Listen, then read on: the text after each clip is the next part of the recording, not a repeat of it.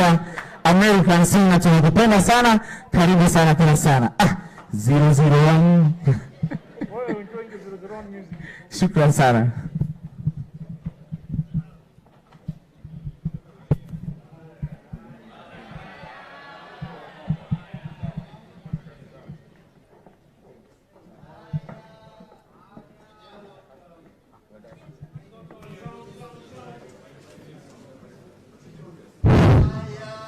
Yeah. First, let me say I am surprised by your endurance that since we came here up to now, you are all still almost here. I'm so happy and surprised. Now, talking to the youth from Mount Kenya. Mount Kenya is the Agikuyu, Ameru, Embu, Tharaka, and Mbere. They used to be called Gema before. But how did they become such a close-knit community? It is because of the colonial past. And these are the people who really felt the brunt of colonialism that time. Because when the struggle started, and then the colonialists declared a state of emergency, these people became a special and endangered community. I'm holding here a pass. This pass is called Kikuyu Embu Meru Passbook.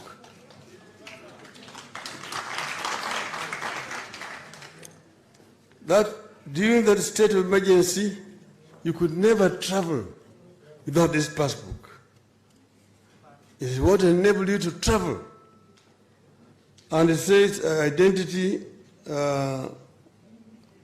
registration number, name Simon Warurwa Ngugi, tribe Kikuyu, district Fort Hall, location Gatanga, chief Ndunu, sublocation Ruegeda, occupation clerk, age or age group 29 years. This is Kandara, October 21st, 1958. And this is movement permit. Movement from, you have to state where you come from, to where you're going to, via, valid between when and when, and the movement permit register entry number, issued out and so on and so forth. So you had to have this one here at that time. And the radio used to announce when we were young that Kikuyu, Meru, Embu ni watu hatari. Ikiwa mmoja akipita, piga report kwa polisi mara moja. That's how we grew up. Okay? So, and that is what has brought us together today. That's where we're coming from. But later on now, all the other Kenyans joined and it became a nationalist movement that brought independence to our country. I just want to tell you two stories very quickly. We have here with us my friend S.K. Macharia. S.K. Macharia is a living testimony to struggle, to dedication, and to achievement. Because S.K. Macharia left this country on a bus, and he had only 1,500 shillings. And he was going to the United States of America. So he went to America by road. It took him 9 months to reach America. Took him 9 months. And then now in America, he struggled working to get money to pay fees, and he managed to study and excel, so that at 20 independent, he was now invited to come here, the story which is stated. But then even here, when he came, after he left government, he started a business. He experienced a lot of problems because there was now a regime that was anti-business. He started a company called Madhu Paper to produce toilet papers. Frustrated. Seriously, I saw this myself. And they basically closed that company. But he did not give up. He started Royal Media. Went on with Royal Media. I have been present when his offices were invaded. And the business had been invaded, they took equipment and so on. SK was fighting with the police physically when I went to join him in his office. So you are seeing here a true Kenyan patriot and a dedication, a testimony that with sacrifice, commitment, and dedication, you can achieve. SK's story, you can actually compare it to that of Mr. Hilton, who started as a shoeshine boy, or Mr. Benz, who eventually started Mercedes-Benz, or Mr. Toyota. Yours truly here. You say we are dynasty. Dynasty, now my story. My father came from a very poor background. And he could not even go to school properly. Because my grandfather did not want to hear anything about education. Kuku yangu inasoma, mtoto yangu inasoma nini? When he started school at Maranda, primary school then, went to Maseno. Then now he was a very sad student when the sister of a Mzungu called Kerry Francis saw him. Then she told her brother that there's a young boy here who is intelligent, but he seems to be very sad. So Kerry Francis called him. And he said that my fear is that I like education. But if I go back home, I will not come back. Because my father will not pay school fees. So Kerry Francis adopted him. So during school holidays, he would do menial tasks in the school and get money to pay his fees. That is how he moved from Maseno to Alliance High School to Makerere. Then, after a while, he disagreed with he came back and taught at Maseno. Eventually disagreed with the colonialists, resigned, and started a business in Kisumu. So that's where we were brought up. I was born in Maseno, brought up in Kisumu. And then those days, in Kisumu, we grew up in an estate called Kaloreni, running around.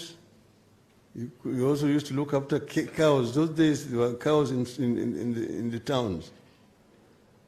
Then we started education there. I remember when the king died, King George, we were made to sing by the teacher. King George wetu mfalme mkuu amekwisha aga dunia. Sijui kama atarudi tena. So we went there, we were nursery, primary 1, 2. Then our father decided that the life in town was making us too much wakora, and decided to remove us to take us to rural school, where he had gone to school. Now we were in standard 2 going to standard 3.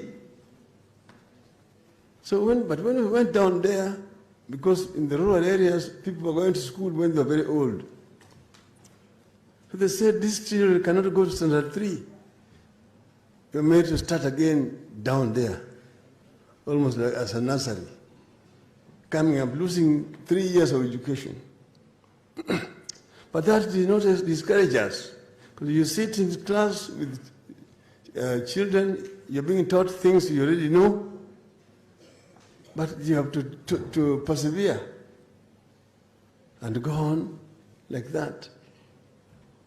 Then it reached a time, because Jaramogi had disagreed with Carrie Francis, because he felt that Carrie Francis was looking down upon Africans that were not equal to Europeans.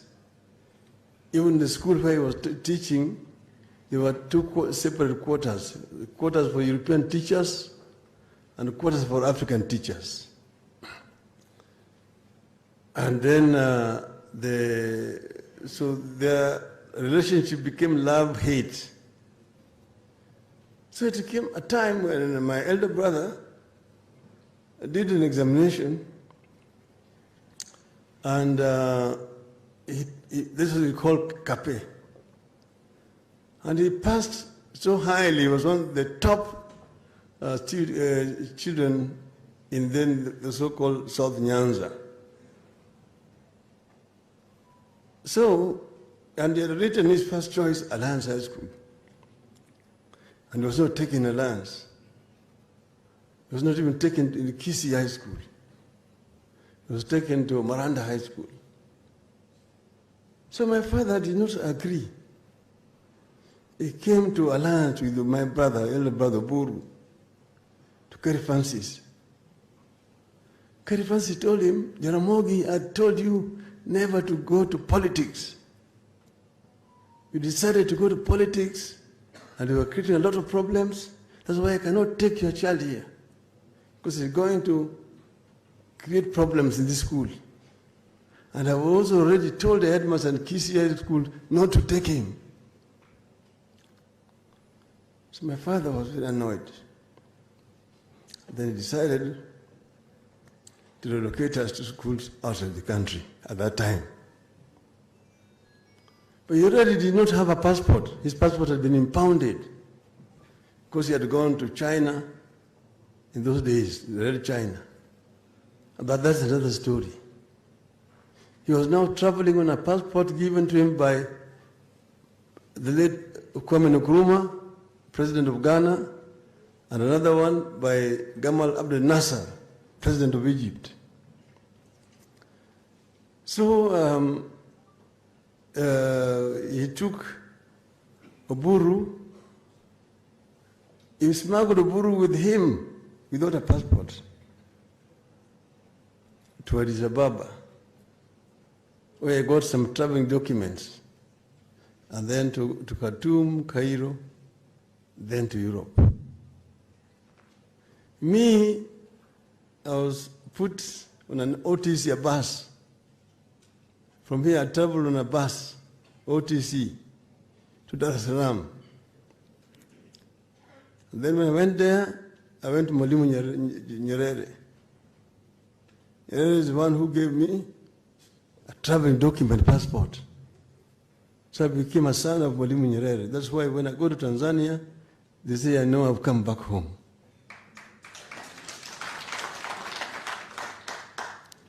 So Mwalimu adopted me and then gave me a traveling document. That's how I ended up in Europe. But I went first to Cairo, where I was arrested because I did not have a valid vaccination certificate. In those days, smallpox and yellow fever. I was put in a quarantine at the airport in Cairo for 4 days.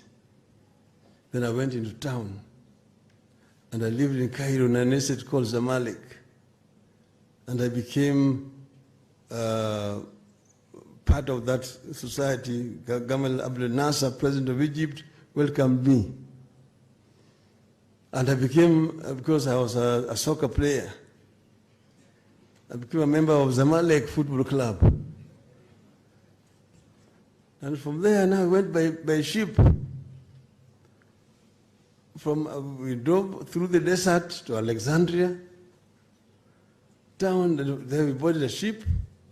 We went overnight to a place called, to Syria, a port called Latakia. The ship docked because it was a passenger cargo ship. We left Latakia when the ship was still loading and went to Damascus. When I arrived, I didn't know that Damascus was on earth when we were being taught in school. So we went to Damascus after the place where Paul became converted. Saul became Paul. So there used to be my uncle who was very religious and he used to tell us about Damascus in heaven. So I went and got a postcard and wrote to my uncle and told him I'm in Damascus. It is on earth. From there we now travel along across the Mediterranean, the route that Peter and Paul were taken to when they were being taken to Rome because they had refused to be tried under the Jewish law. That route all the way to an island called Malta. Then we, in Malta, there we found, met an African American who was in that island, he welcomed us, we had a good time. From there, we went back to Africa, in Tunis. From Tunis to Algiers. From Algiers, we travel now toward Gibraltar. But before getting to Gibraltar, we had to be baptized in the ship. Because people in the sea are very superstitious. They are dangerous point in the sea. And if you have not been baptized, a sea name, there will be trouble when you cross Gibraltar.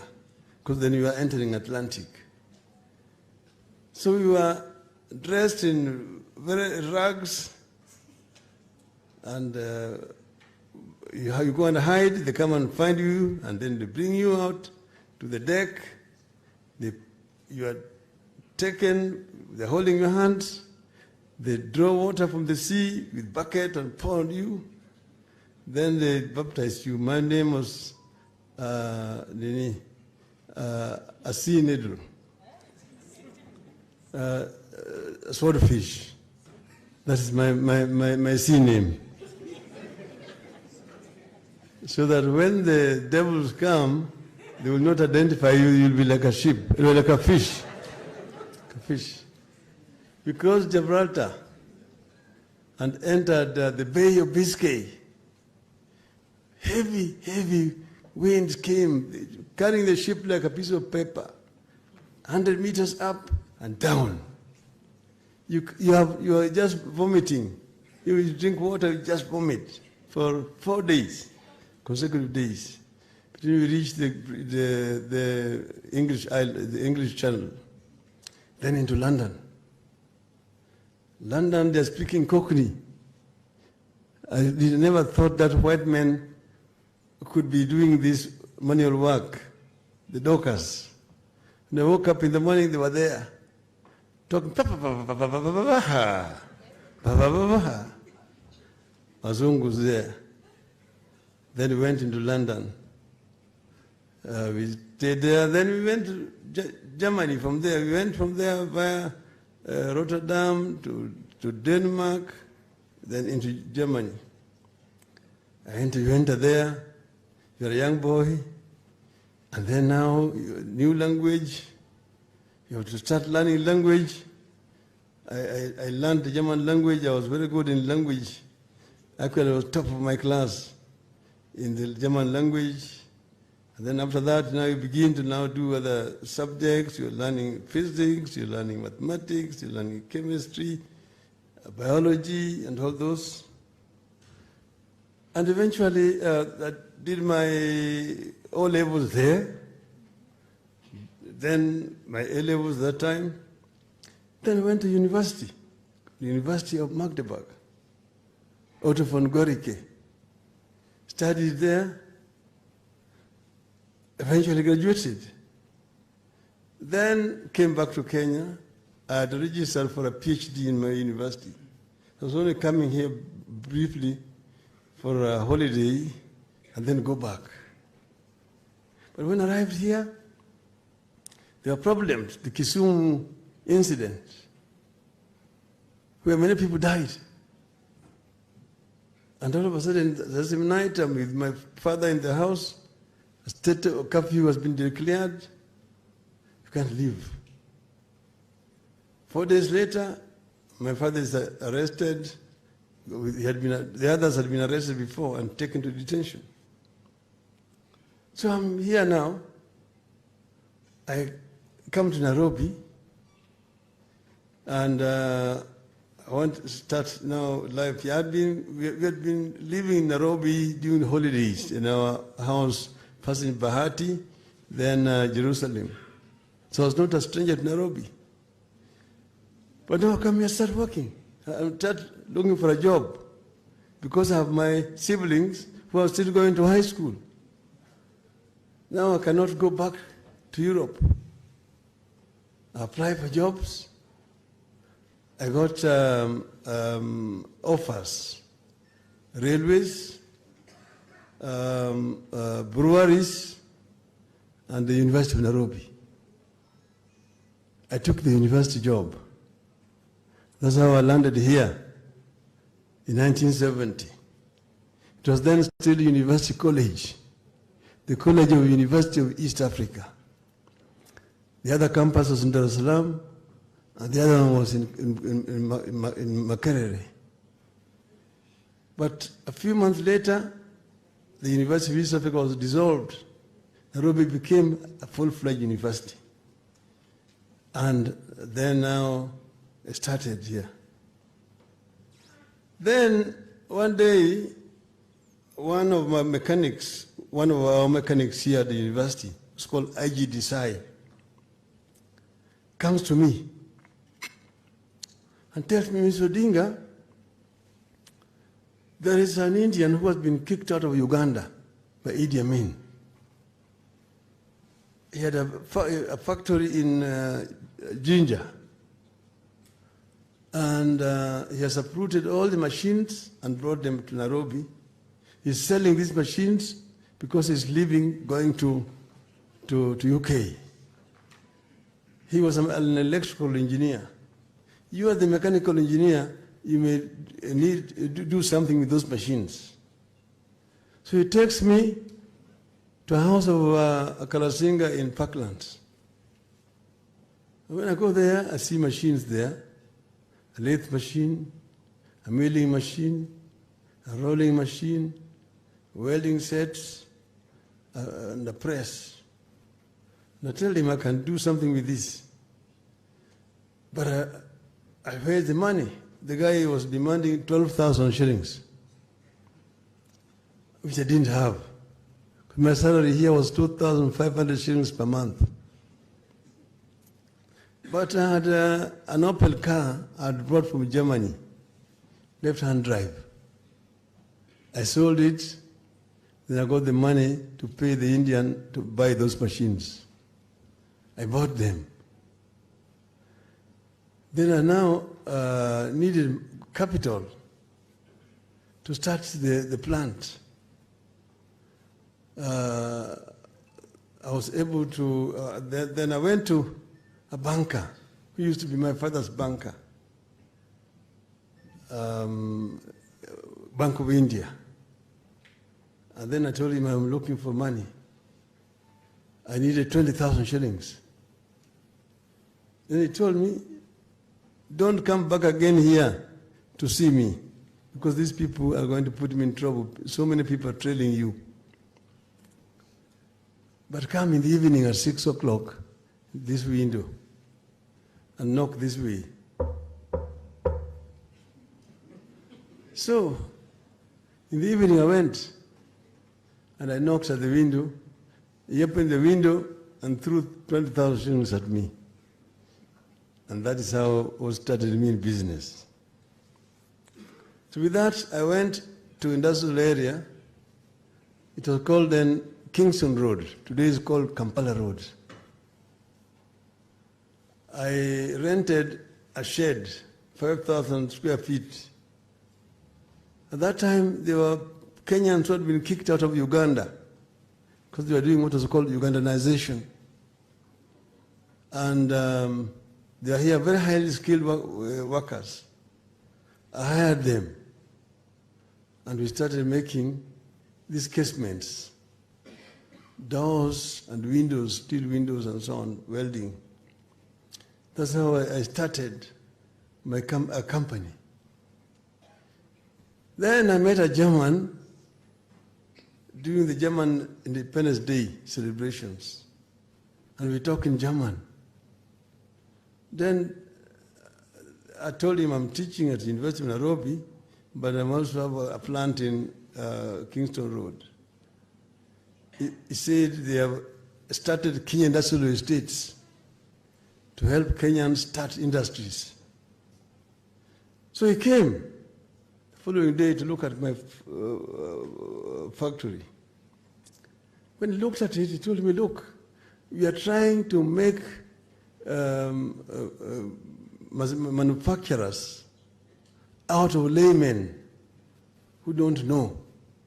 But here is somebody who knows what is supposed to do, and a qualified engineer. This project of yours definitely qualifies for financing.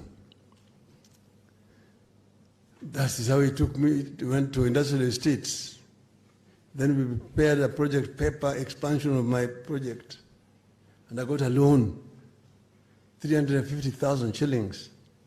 Which I now bought some modern machinery from Germany and started. That is the story of my company, East Africa Spectra Limited. I wanted to tell you those two stories of SK and myself. But then, let me now, basically, I don't want to bore you people. I'm going to be very brief.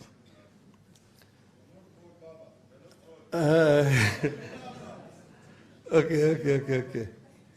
I listened to a number of those who spoke here about the challenges that young people face when they want to start life, want to do businesses, and so on. There was also a talk here about young people not wanting to be engaged in agriculture, which is, of course, I know it is something historical, but we must actually encourage our people to get involved in agricultural production. But we must create incentives to let the youth know that there is a reward in getting involved in agricultural production.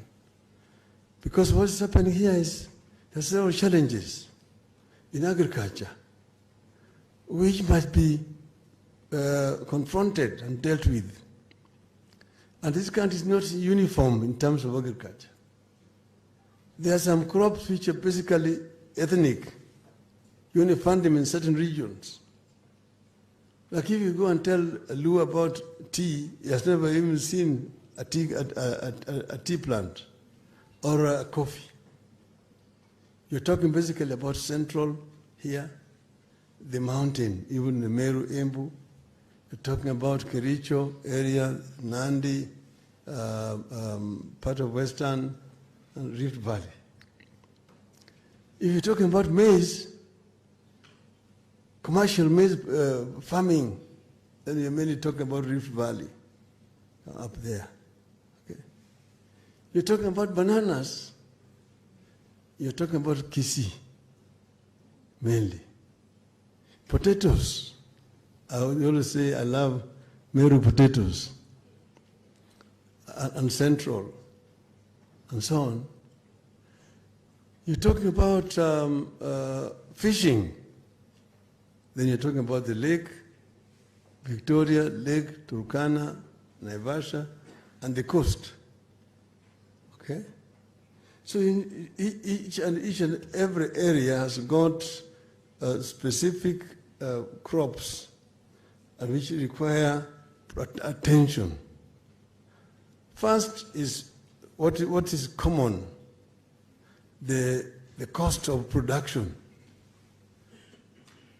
seeds, fertilizers, chemicals, and so on. Second, the issue of the market, access to the market, the bureaucracies that you have to deal with, and so on and so forth. You see, I've seen some reforms which are being carried out, for example, in tea sector, in the central, in the country, which need to be encouraged and proper. But then the most important thing is access to the market. And then the bureaucracy, taxation, which is too high. And then you've got other institutions which have been brought there. You've got KEBS, you've got KEFIS, you've got NEMA, and so on, which instead of encouraging are actually discouraging the farmer, and not only the farmers, even businesses generally. I is one of the founders of Kenya Bureau of Standards. I drafted the act with my other friends because we had been stopped from manufacturing LPG cylinders because there were no standards. Then I talked to the Minister for Commerce and Industry then, Mr. James Opsogo, who agreed to work with us in the formation of a Bureau of Standards. So we drafted the bill, took it to the ministry, the minister took it to the Attorney General. It was then published as an act, as a bill, taken to Parliament, debated, and the act was passed. They advertised jobs, not very many people applied. Second, because the salary they were offering was low. They had to increase the salaries. Then I decided to go there so that we could write the standards that would enable us to produce. So the Bureau of Standards was formed. I became the group standards engineer in the Bureau of Standards. We trained in the UK, I trained at the British Standards Institution. I trained at the National Bureau of Standards in Washington, Gettysburg, in Washington, D.C. When we came back here, we wrote the first standard, the standard for standards. Then the third standard you see is on LPG cylinders, which I wrote. I could have left the Bureau at that time, but they insisted that you stay on. I became the deputy head of director of Kenya Bureau of Standards. But standards are supposed to help the manufacturers, not to hamper.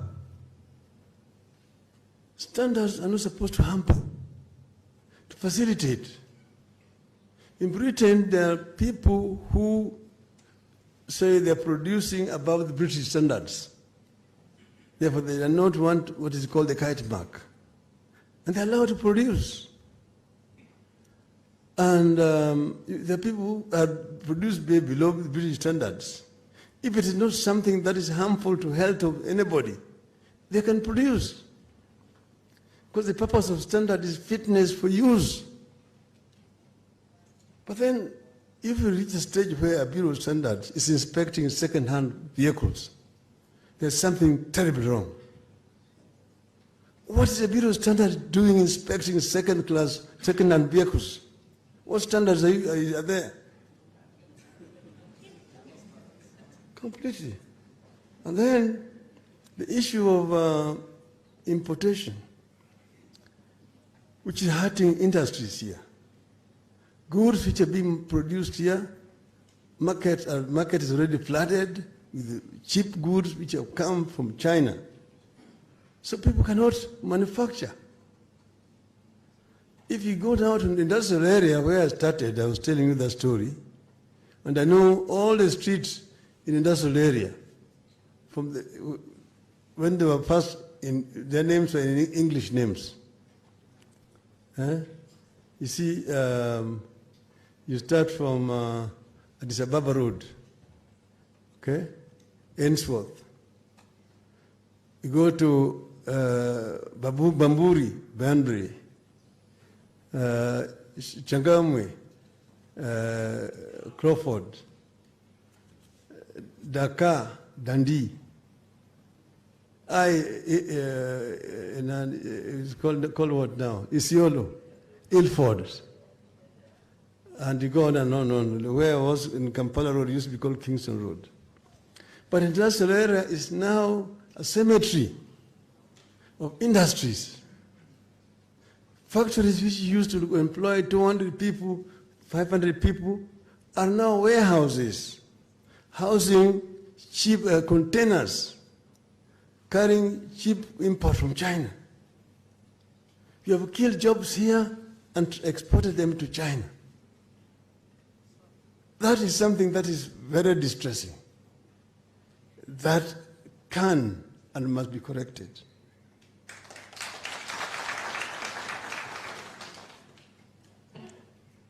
Yes, you have now Mitumba. Mitumba has become a big business here. But you forget that in doing so, we have killed textile industries. We had Kikomi in Kisumu, Rivertex in Eldoret, Raymond in Nakuru, Nitex, or how do you call it, in Nanyuki. And there's one here also, Titex in Vika. All those are dead, Now our people are just importing Mitumba, and that's what we are proud of. I'm being approached to continue to allow Mitumba to come. These people who are selling Mitumba can actually be selling goods and clothes which are manufactured here in this country. That way we can be having jobs. Then you have, you talked about promoting local investments. This day I talk, buy Kenya, build Kenya. And we need to encourage our people. You saw I was given cables which are manufactured locally here.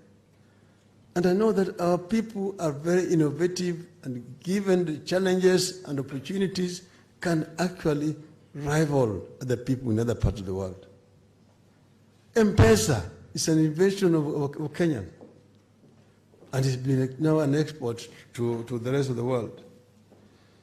So we'll need to deal with issues of taxation that was mentioned.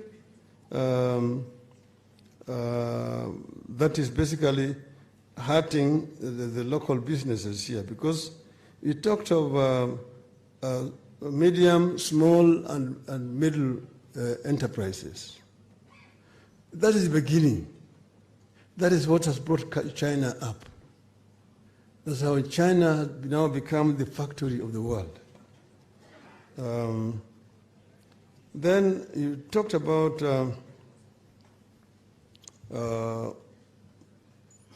something you talked about here, the issue of harassment by the police. There is something historical about this. Our police force, at its origin in colonialism, it was a force which is anti-people. It's being used to rule the people. Colonialism was ruling the natives. Therefore, the police were very harsh. People feared the police. You never go to the police. But we never did a proper retraining of our police force and make it fully a service rather than a force. That is people-friendly. That does not harass the people. Because I'll give you an example. If you go to London and you lose your direction, you go to the police. They're called Bobby. And you ask him, please, can you show me the road to Trafalgar Square? Oh, it's Trafalgar Square? Yes. Walk straight on. 500 yards, turn left. Another 200 yards, turn right. You can't miss it. Then you say, thank you very much. Then he salutes you, thank you, sir. You know? Here in Nairobi, you get lost. You go to a policeman, ati afande wapi barabara naenda Kariakoo. Kariakoo, umepotea?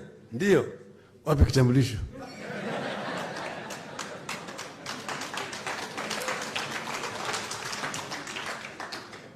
Afande, kitambulisho niliwacha nyumbani. Oh, una kitambulisho? Twende. Bingo. You find yourself in the court cell. The following day, you are in the courts, charged with loitering with intention to commit a felony.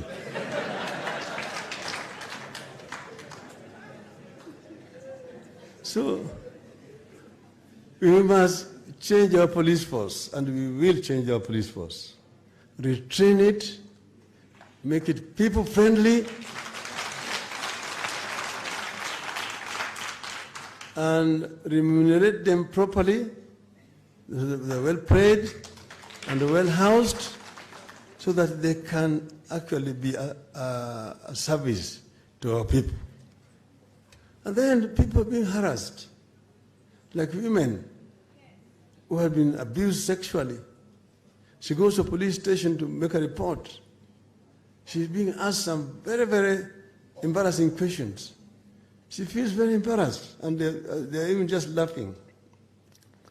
So what you do, we'll digitize our economy so that you can report crime online, like they do in Dubai. You don't have to physically go to a police station. Where you are, you just dial and report a crime digitally. And that avoids all those embarrassments that you are subjected to as a woman when you go to a police station. Then, on the issues of, I've talked about promoting our industries in the country. And I'm saying we want to go the direction which is known, which countries like Malaysia, like South Korea, China have gone. At independence, the economy of South Korea and Kenya were at par. Kenya and Korea were at par in terms of per capita income, poverty levels, literacy levels, the health certificates, and so on. Kenya and Korea were the same. Now the economy of South Korea is 50 times bigger than that of Kenya. Korea is now a first world country. You ask yourself, what did they get right, which we got wrong? And you can do it. Well, the same thing with Singapore. When I was a prime minister, I got a book of Lee Kuan Yew and gave it when we took the ministers for training, that this is a must read for each and every minister. This is the direction we want to go as a country, as Kenya. Of course, we had started, we came up with Vision 2030, but you know what has happened. We had the National Economic Social Council, which was meeting quarterly. I chaired the last NESC meeting in February 2013. We will change, we will bring it back. NESC. So we have, you heard me say the other day, that when we get to power, we know that it will take us time to reach a stage where everybody has got an income, something active in which they have incomes. But we said, and before we get there, we don't want to see any Kenyan starving and living without food. There are 5 fundamental human rights, basic rights. The right to life, the right to food, the right to shelter, the right to health, and the right to education. And we will ensure that this happens. That's why we've said we are going to have a social protection fund, in which we are going to ensure that each and every Kenyan family that does not have a source of income will get a transfer of 6,000 shillings per month. That is not something picked from out of the blues. It has been costed by our experts, and we are certain it is doable, and we will begin to do it immediately when we are in government. So I am almost done now. I want to tell you guys that we want to move together as a country. China managed in 30 years to move 300 million people from poverty to middle income status. We can do it as Kenyans, but only if we work together and become real Kenyans. When I said Kibaki Tosha, we were sitting in a room at how do you call it, please? Serena. We had been sitting there, we were about 7 presidential candidates, and Uhuru Park was full. There was Kibaki, Charity Ngilu, Amalwa Kijana, Mudi Awori, Kalonzo Musyoka, Joyce Saitoti, yours truly,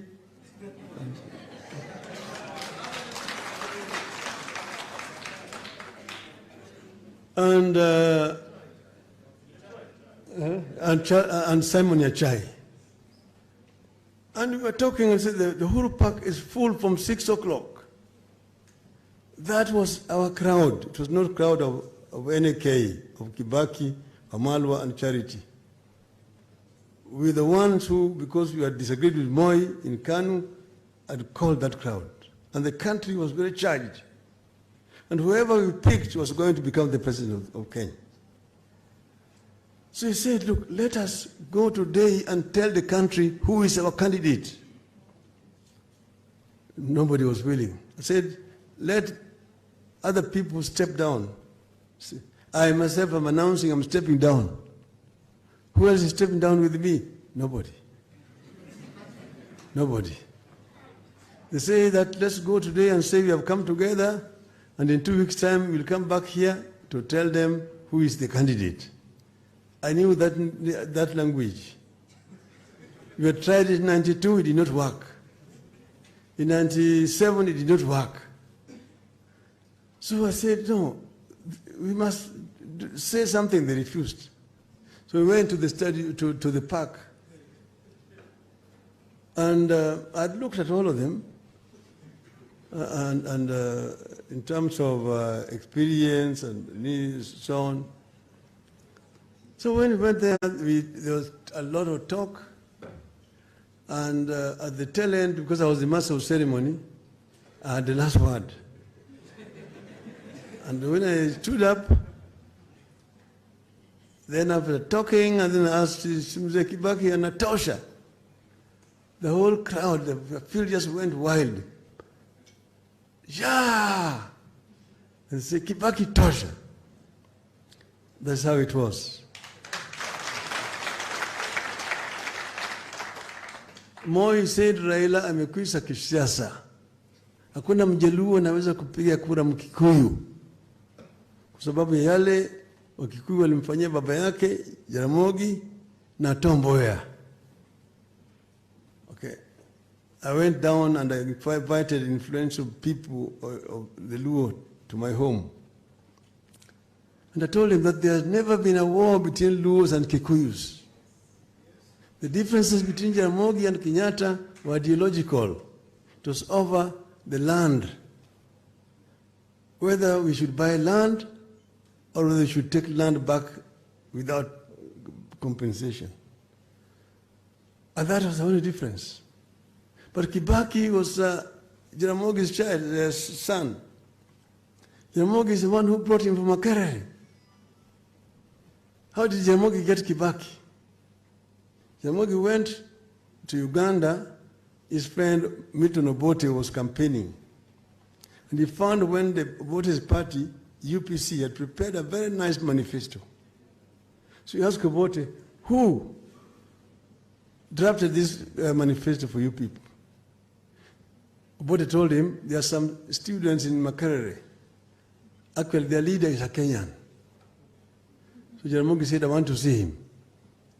So Obote brought Kibaki and said, this is the leader of the team that drafted our manifesto. So Jaramogi asked him to do the same thing for KANU. And he drafted the KANU manifesto of 1961. That is what, and then Jaramogi invited him to come to Kenya and become the executive officer of KANU. And they agreed, and that's how he resigned from Makerere and came and became the executive officer.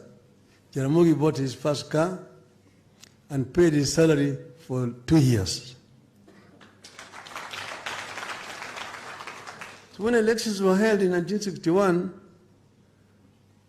KANU had won against KADU. KADU was a party which had been formed supposedly for the small parties. KANU won, got 21 seats against 11 of KADU. 11 of KADU. But KANU refused to form a government before Kenyatta was released. KADU agreed. That's how people like Abengo Kondo, Ngala, Muliro, Manyayo were in government before independence. At that time, a lot of people don't know that. So when I went, I told the Luos that, look, Kibaki is Jaramogi's son. I convinced them. And they voted for Kibaki 98.5%. James Orengo was also a candidate. In his own home constituency, Ugenya, he got 4,000, Kibaki got 28,000. It tells you that this ethnicity is not skin deep. You can actually, and remember when Kibaki got an accident, we were together in a convoy from Kitui. We brought him to the hospital here. And people were so anxious and worried. I said, the captain is injured, but the march will continue. And I took charge. And I became the campaigner of the presidency all over the country. And we won. We saw Kibaki on a wheelchair at Uhuru Park. And from there, we decided to take him to Odinga. And we passed Githurai, a big crowd and cheering. We reached Juja, the same. We went to Thika. It was a very emotional moment when the Pikis crossed River Chania. We went to Kenol. We went to Murmuranga. We went to Sagana. We went to Kerugoya. We arrived in Karatina. Then we went to Mukureni. We arrived in Odinga. At Odinga, some people who are now trying to take advantage did not want me to speak. But the crowd said, no, Raila must speak.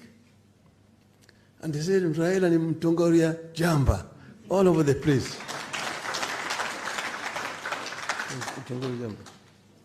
So the country was very united, and say at that time of NAC, that was the most united time that Kenyans were most optimistic. How did you disagree with Kibaki? No, it's not over the issue of Prime Minister. which the people have been saying. It was over the constitution, because we had agreed that we would bring a new constitution. And we went to Bomas of Kenya. We spent months there, negotiating a new constitution. At the end, the stage walked out, led by the Vice President Mudi Awori and Kaitu Murungi. We insisted that the government was not a delegate. That is the only reason why we disagree with Kibaki.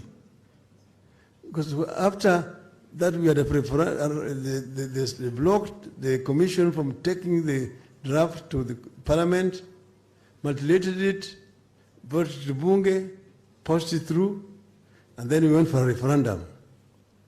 Oranges and bananas. The oranges won. The rest is history. Kibaki then dissolved parliament, and we were removed from government. And we went now into orange.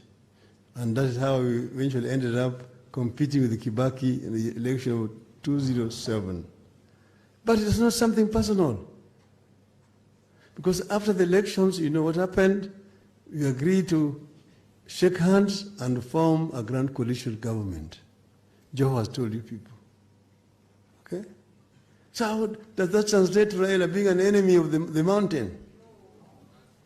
I'm not an enemy of the mountain. Then we worked with Kibaki very well. Then you know what happened.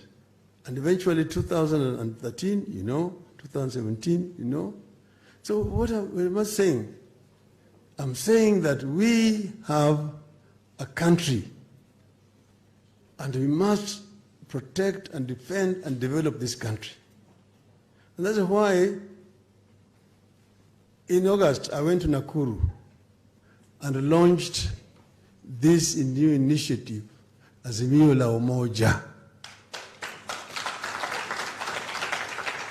to bring Kenyans together.